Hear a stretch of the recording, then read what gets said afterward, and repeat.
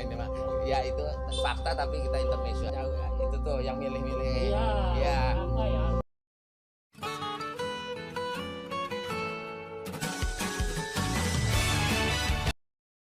Ya, teman-teman sekalian, ini saat yang bersejarah buat saya. Kenapa?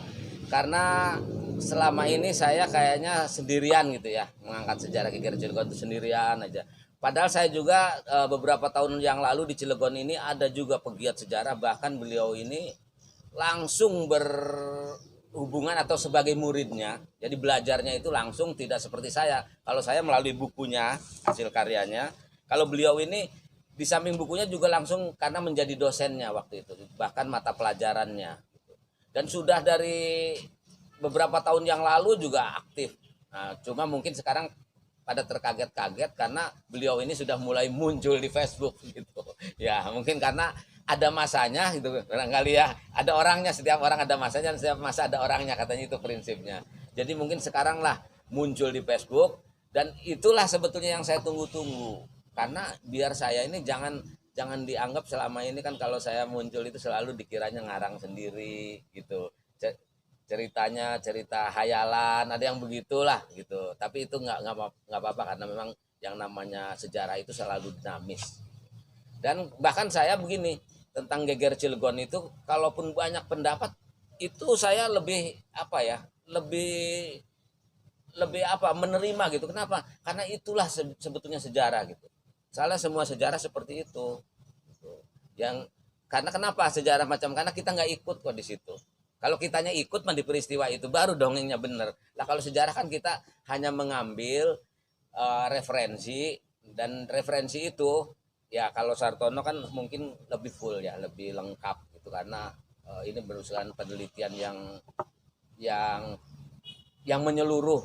Karena apalagi itu yang saya baca gitu ya, perjalanan Sartono untuk menulis ini aja kayaknya memang sesuatu yang sangat luar biasa.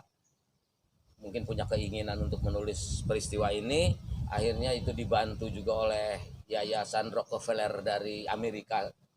Ya, Rockefeller Foundation Amerika itulah yang memberangkatkannya dari Jogja ke Amerika dulu, kemudian barulah ke Belanda. Dan di Belanda itu pun punya sponsor-sponsor gitu yang sudah siap untuk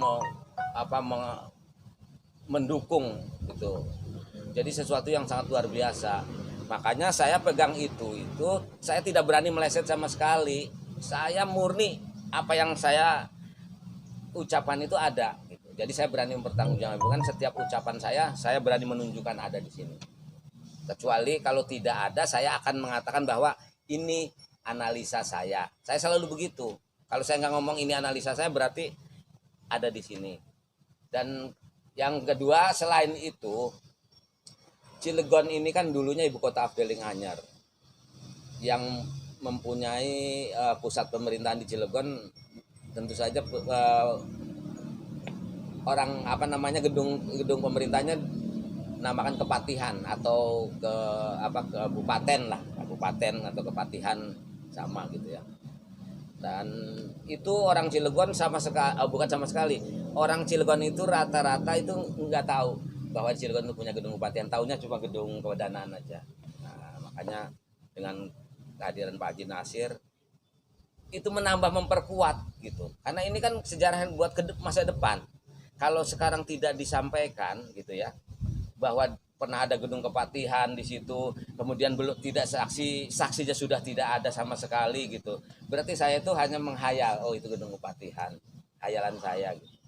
Karena memang sebetulnya nggak ada yang tahu. Ini juga nih semua teman-teman nggak pernah ada yang tahu. Tetapi kalau Pak Haji Nasir walaupun tidak melihat wujudnya, minimal bekas-bekasnya ataupun cerita-cerita dari orang-orang terdahulu sama seperti saya. Dan saya telah menelusuri itu, saksi gedung kepatihan itu ada 3 orang, dan yang sekarang semuanya sudah meninggal. Ibu Sunaria, Kang Wawan dulu karena rumahnya di situ juga ya, kemudian satu lagi Pak di belakang situ. Kalau Pak Haji Nasir ini juga sama. Nah, saya yakin sulit mencari saksi gedung kepatihan. Barangkali itu yang perlu saya sampaikan karena ini sebagai dasar ya ke depannya itu. Selama ini saya tidak sendirian loh menceritakan Geger Cilegon seperti itu. Ternyata ada sekarang muncul di Facebook, malah lebih lengkap tulisannya detail. Kalau saya kan memang nggak detail gitu, tapi saya ngambil dari sini tuh. Ya kira-kira itu Pak Haji, terima kasih nih udah menyempatkan hadir, karena saya yakin kehadiran Pak Haji Nasir juga atas dorongan rasa cintanya sendiri terhadap sejarah ini, karena ini sejarah yang memang betul-betul harus kita angkat gitu. Dan itu sudah tertanam di dalam Pak Haji ini udah lama, karena saya pernah ketemu juga beberapa tahun yang lalu dalam acara pameran Pak Haji. Nah, jadi saya di situ mendengarkan ya, ikut belajar. Jadi saya itu kalau belajar sejarahnya ke Sartono itu sanadnya melalui Pak Haji Nasir.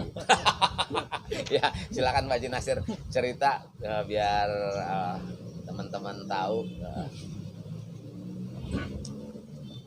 Baik, terima kasih. Assalamualaikum warahmatullahi wabarakatuh. Yang pertama saya ingin memberikan apresiasi dulu kepada Pak Bambang telah mengangkat Geger Cilegon ini sebagai satu peristiwa penting bersejarah. Ya. Artinya kalau kita melihat Geger Cilegon ini dari konteks intelektual, dalam konteks arsip-arsip yang masih tersebar sedemikian rupa, memang patokannya tidak ada lain selain Pak Sartono. Karena buku Pak Sartono ini memang menjadi rujukan utama bagi pegiat sejarah, terutama tentang gerakan-gerakan sosial di Banten abad 19. Nah, terkait dengan apa yang dikatakan oleh Pak Bambang bahwa saya murid Pak Sartono, kalau dikatakan murid iya juga, tetapi paling tidak saya pernah belajar dengan beliau di sosiologi UGM, karena ada mata kuliah gerakan sosial, dan pada saat itu saya diminta untuk membuat satu makalah tentang tarekat Qadiriyah, pengaruh tarekat Qadiriyah terhadap pemberontakan Cilegon. Itu saya buat. Setelah saya buat, saya dipanggil oleh Pak Sartono, ngobrol-ngobrol khusus tentang pemberontakan Petani Banten 1888, berbicara masalah buku ini. Dan sering saya baca, kemudian saya coba resensi gitu. Katakan ini hasil resensi saya buat judulnya kronik. Kronik ya. Apa artinya kronik perjuangan tuh Pak Haji? Itu merupakan satu catatan peristiwa sejarah ya. Itu berdasarkan urut-urutan waktu, tempat, kemudian siapa-siapa orangnya dan lain sebagainya. Tetapi di catatan ini saya tidak berbicara masalah ke belakang, artinya faktor-faktor apa saja yang mempengaruhi pemberontakan itu. Saya tidak bicara itu, karena itu memang masuknya dari pendekatan sosiologis. Berarti kalau kronik dari peristiwanya. Dari peristiwanya ya. Minimal dari perencanaannya itu juga kan termasuk peristiwa.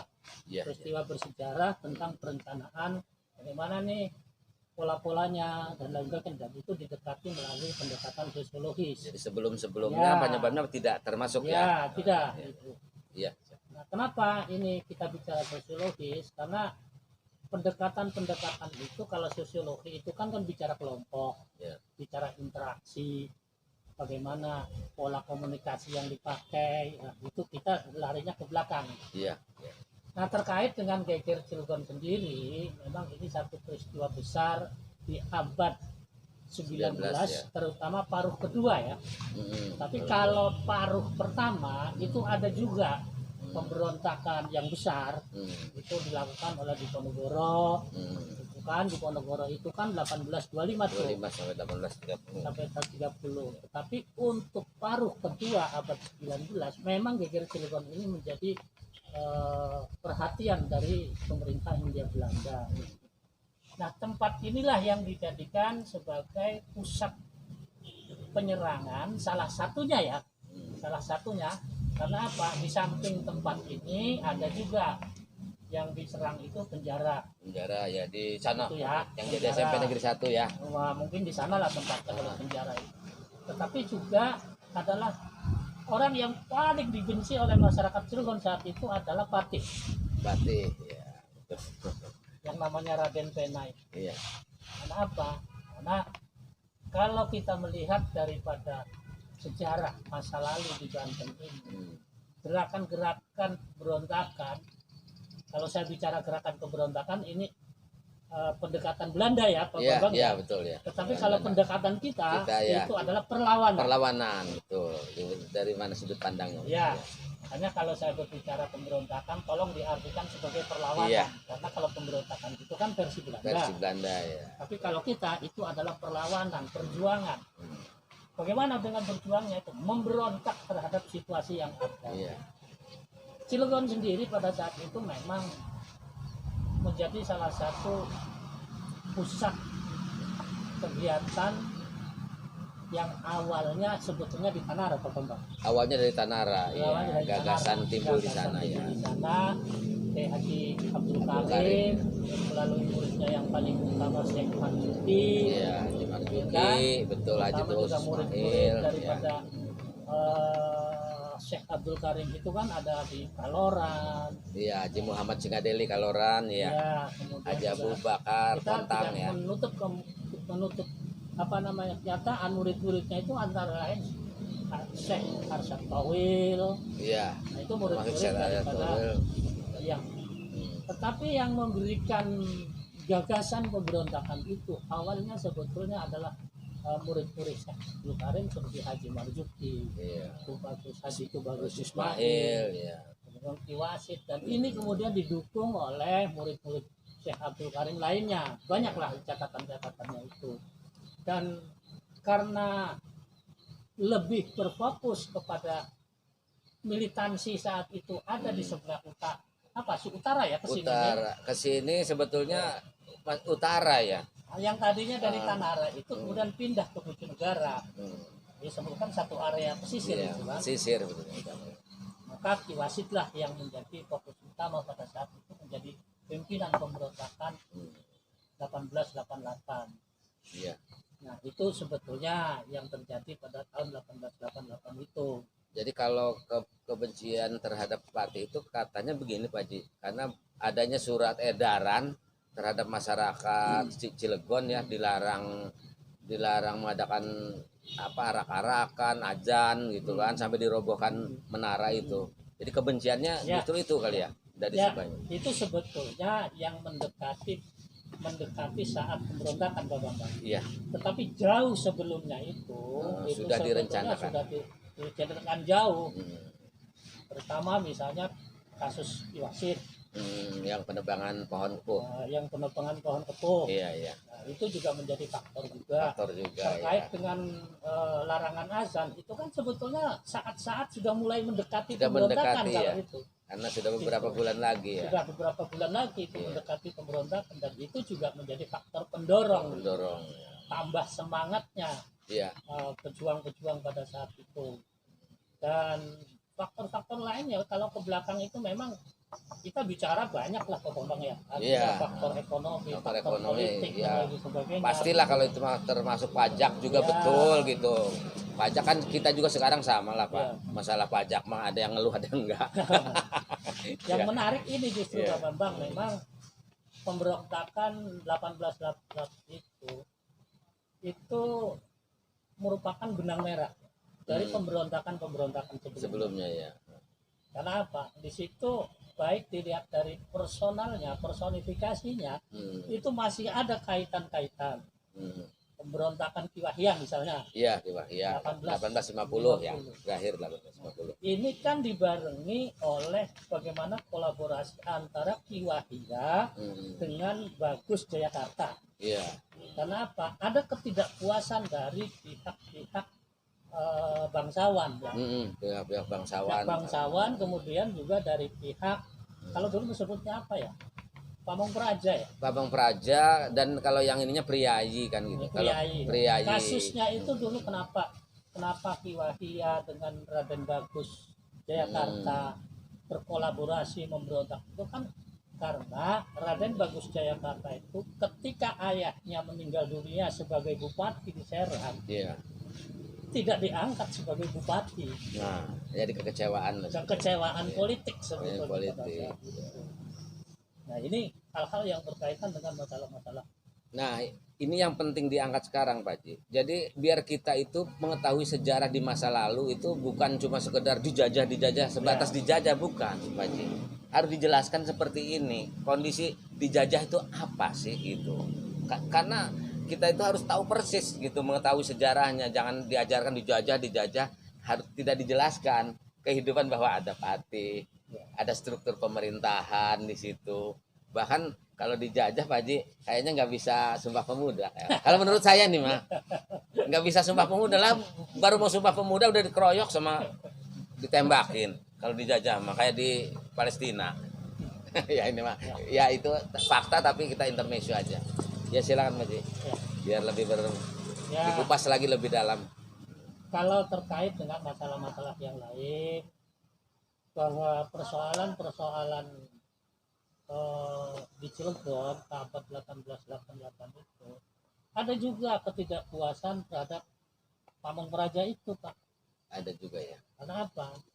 Kebanyakan dari Pamong Praja itu diambil dari orang-orang luar ya. Orang-orang luar. Orang-orang luar ya. Bukan orang Pena itu dari mana? Bukan orang Banten lah itu ya. Orang Banten. Bukan orang Banten.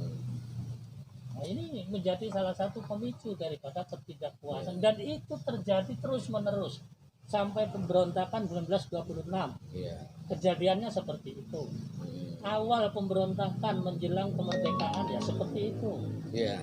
Artinya ada ketidakpuasan terhadap Pamong Praja yang diangkat oleh Belanda, oleh pihak penjajah, tidak memakai daripada kalau sekarang namanya itu tuh yang milih-milih ya. Apa ya lokal apa namanya itu ya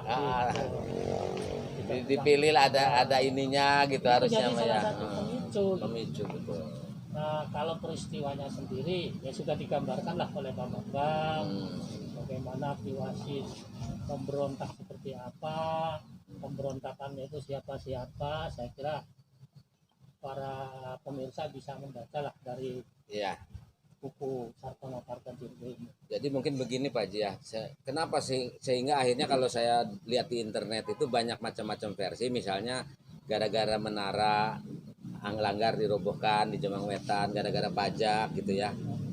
Itu sebetulnya kalau saya lihat sih memang nggak salah Pak Haji ya, karena memang faktor itu juga menjadi penyebab gitu. Tetapi ada faktor yang sebenarnya gitu. Tapi ada di dalam itu ada tidak puasan pajak karena pajak terlalu tinggi gitu. Tetapi yang faktor yang paling mendasar di dalam struktur masyarakat Banten pada saat itu intinya Sartono mengatakan bahwa memang di Banten itu ada tradisi memberontak. Ada tradisi memberontak ya betul. Kemudian yang kedua, memang pada saat abad itu sedang terjadi istilahnya Sartono itu kebangunan agama Islam. Iya.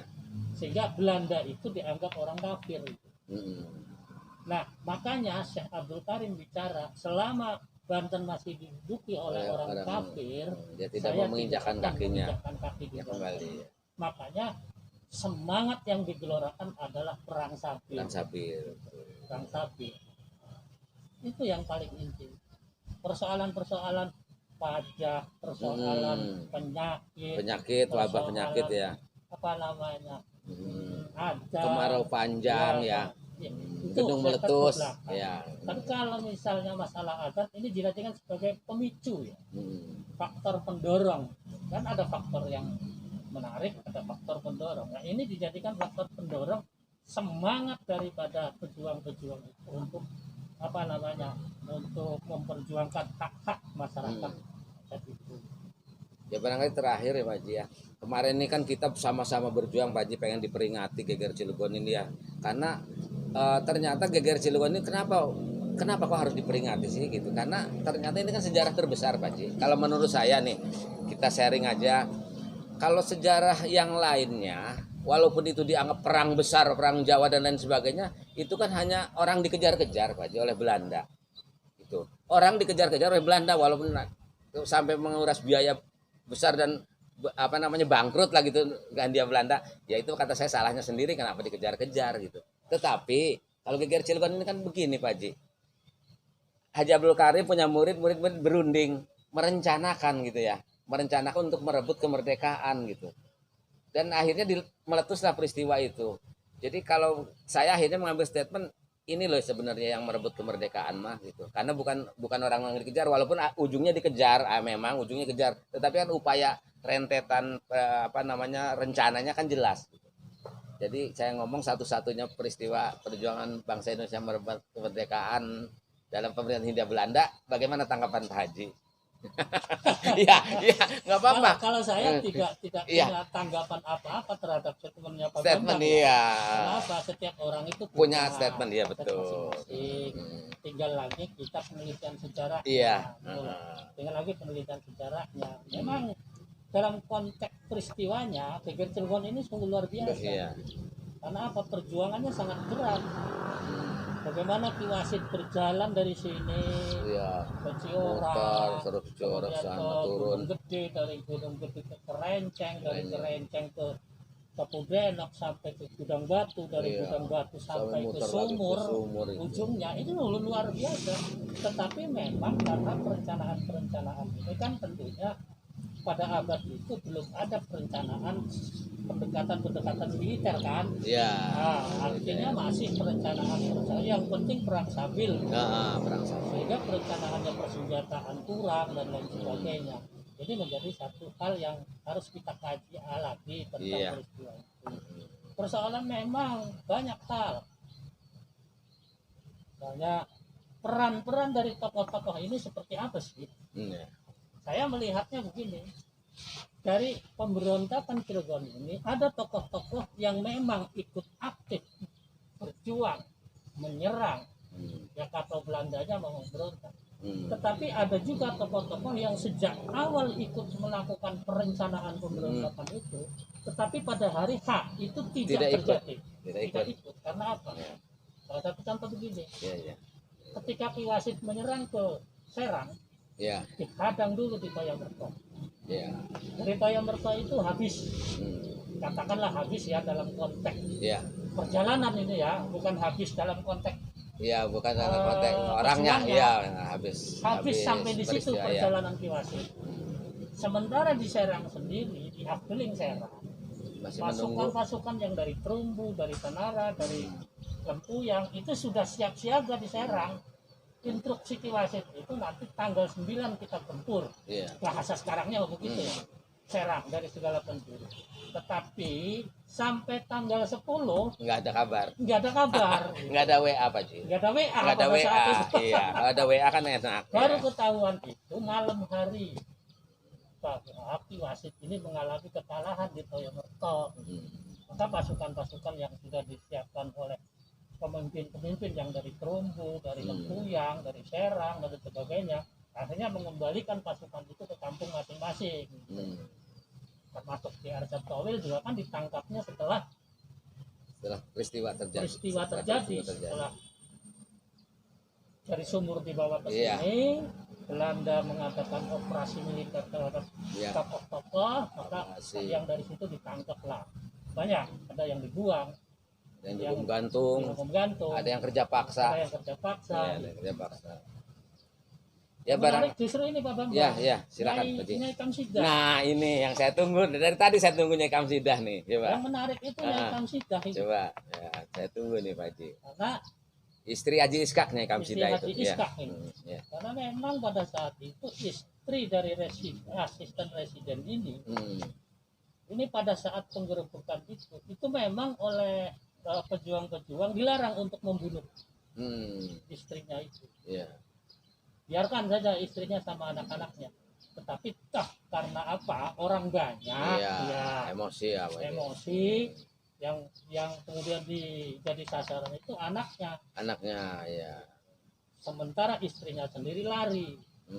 Dan maksudnya itu lari ke arah Serang gitu. Tetapi jalan yang ditempuh saya perkirakan dari Kepatihan itu ke belakang situ Pak Ji, kurang lebih ke sana. SMP itu ya? Jalan SMP sampai ke Seneja. Sampai Seneja seolah saya gambarkan ini masuk kandang macan.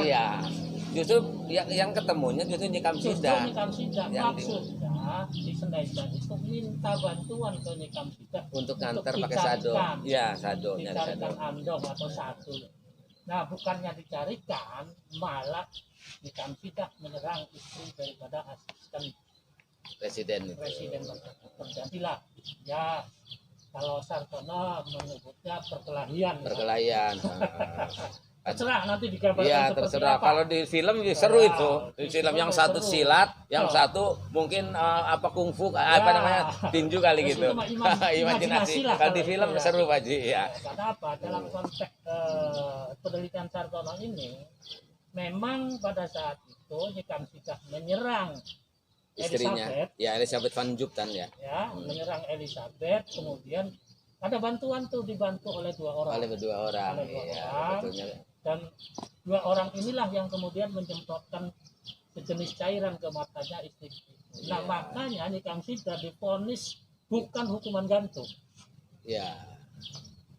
Karena berdasarkan ada ini ya, ada ya. alibi itu berdasarkan. Karena berdasarkan saksi yang ada di pengadilan, ya belum juga diadili juga gitu. Iya, ini Tidak perlu Pak Ji, perlu Iya. disampaikan Tidak ya. serta merta ditangkap kemudian digantung, Tidak enggak. tuh. Tetapi diadili lebih dulu karena berdasarkan saksi-saksi yang ada. Tidak ada yang melihat Nikam Sidah membunuh. Iya, itu dalam proses pengadilan ya Pak Ji Iya. ya. Kalau perkelahiannya benar, penyerangannya benar, makanya Nikam Sidah kemudian dia dihukum kerja paksa. Iya, 20 tahun. 15 ya? 15. Harusnya harusnya hukum gantung harusnya karena itu melakukan pembunuhan, tetapi karena tadi yang dijelaskan sama Pak Haji dalam proses persidangan terungkap ya gitu. Jadi pengadilan betul-betul adil ya Pak Haji ya. Artinya diperhitungkan juga gitu ya. Ada perhitungan Ya, bicara soal keadilannya itu tergantung ya, relatif ya. dari kita. Tapi pada saat itu ada proses gitu ya. pembuktian Proses yang- ya, betul. Nah, ini yang perlu dilakukan oleh kita semua. Persoalan misalnya dari beberapa silsilah daripada keturunan para pejuang itu, ya tentunya kan mereka punya data juga gitu. Iya, betul. Mereka punya data berdasarkan Cuman apa yang ada gitu. Tetapi persoalannya menjadi bias ketika data ini sumbernya adalah cerita. iya. Ini yang jadi bias gitu loh. Terus kalau misalnya sekarang ini keluarga anak keturunannya tidak menemukan di mana makam Nikam Sidah, itu wajar Pak Ji. Ya. Karena namanya kerja paksa itu boleh jadi ya. Boleh jadi pindah-pindah Pak Ji ya. Bukan cuma di sini. Mungkin di mana gitu. Makanya keturunan ini Nikam Sidah itu Haji Ishak itu mencari, ya menanyakan pada saya juga, saya jawab seperti itu. Karena memang kemungkinan gitu kerja paksa pindah kemana gitu. Ya. Barangkali teman-teman itu semua mudah-mudahan memberi manfaat ya, gambaran bagaimana kita di masa silam waktu dijajah Belanda gitu ya. Memang betul kita dijajah, tetapi kita itu jangan cuma sekedar dijajah seperti itu, tetapi harus tahu bagaimana di dalam penjajahan itu. Itu yang penting gitu. Jadi mudah-mudahan ini di kehadiran Pak Haji Nasir ini juga saat ini dapat memberikan gambaran kepada kita sekalian, karena saya juga tujuan mengangkat GGR Cilegon itu tujuannya itu agar kita tuh mengenali sejarahnya sendiri, termasuk sejarah penjajahan itu, karena di buku ini jelas semua digambarkan. Saya lewat buku ini saya memahami, oh zaman dulu tuh seperti itu ya, waktu kita dijajah tuh seperti itu, tidak seperti yang kita bayangkan gitu, nggak bisa ngapa-ngapain dalam todongan senjata begini, tidak gitu. Kita bisa bikin syariat dagang Islam ya Pak Haji, itu kan lagi dijajah. Itu barangkali sebagai informasi, mudah-mudahan ke depan kita semakin cerdas ya. Kita doakan aja Pak Haji Nasir tetap sehat selalu gitu, bisa nanti berbagi lagi pengalaman-pengalaman dan ilmu-ilmunya hari ini kepada News Cilegon ya. Ya, kita berterima kasih juga sudah akan menyiarkannya biar semua pada tahu. Selamat sore semuanya. Wassalamualaikum warahmatullahi wabarakatuh. Assalamualaikum.